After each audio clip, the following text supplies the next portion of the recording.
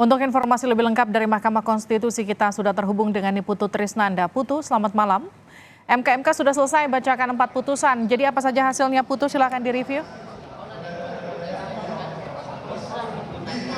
Ya, selamat malam Livi dan juga saudara. Ada beberapa hal yang kemudian menarik dari putusan MK pada hari ini. Bagaimana kemudian ada 9 hakim Mahkamah Konstitusi yang keseluruhannya ini dilaporkan kepada Majelis Kehormatan Mahkamah Konstitusi. Tadi pada saat sore hari persidangan pertama pada saat membacakan putusan pertama pada jam 16.00 waktu Indonesia bagian Barat dibacakan hukuman secara kolektif atau sanksi secara kolektif di mana ke-9 hakim ini dinilai telah melanggar kode etik dari hakim konstitusi, di mana beberapa di antaranya, maksud kami 9 hakim ini dinilai tidak bisa menjaga kerahasiaan, kemudian juga masing-masing hakim ini dinilai telah menerapkan prinsip eueuh pekeueuh atau prinsip Jawa yang kalau diartikan secara nasional begitu Livi dan juga saudara, ini membuat posisi Anwar Usman sebagai ketua yang kemudian harusnya setara dengan para anggota dari hakim konstitusi ini tidak terjadi. Bagaimana kesetaraan di antara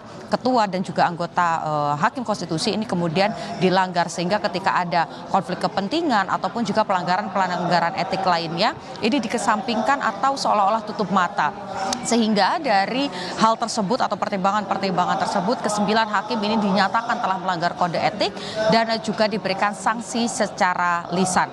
Kemudian juga pada putusan kedua ini maksud kami Majelis Kehormatan dari Mahkamah Konstitusi ini juga menyampaikan putusan untuk Saldi Isra. Kita tahu nama Saldi Isra ini sempat ramai diperbincangkan di ranah publik karena menyampaikan dissenting opinion yang cukup emosional. Bagaimana kemudian dalam kalimat pembukanya Saldi Isra menyampaikan kekecewaannya, rasa bingungnya karena ada perubahan pertimbangan pada saat 3 putusan pertama disampaikan dan pada saat putusan 90 dibacakan terkait dengan syarat capres-cawapres yang di dalamnya ada usia 40 tahun dan atau pernah memiliki dan sedang menjabat sebagai kepala daerah. Ini yang kemudian ramai diperbincangkan kepada publik, rasa emosional ini juga diperbincangkan publik, menuai pro dan kontra. Tetapi menurut Majelis Kehormatan dari MK, apa yang kemudian disampaikan oleh Saldi Isra, rasa emosional yang disampaikan Saldi Isra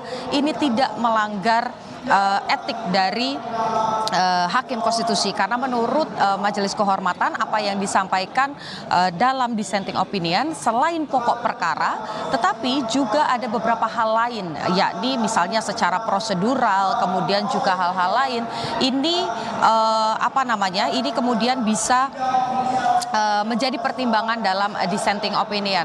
Livi, kembali ke Anda di studio. Baik, terima kasih atas laporan Anda, Niputu Trisnanda dari Mahkamah Konstitusi. Kita nanti akan nantikan update terkini bagaimana respon dari Anwar Usman pasca diberhentikan dari Ketua Hakim Konstitusi.